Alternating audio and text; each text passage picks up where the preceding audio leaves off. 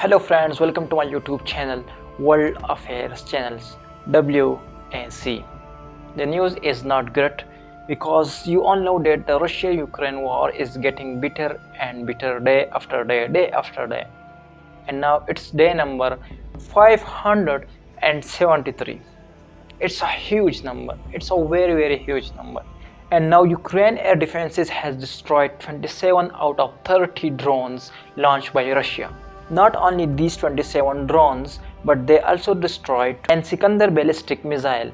One day it's Russia who is destroying Ukraine, and the other day it's Ukraine who is destroying the Russia.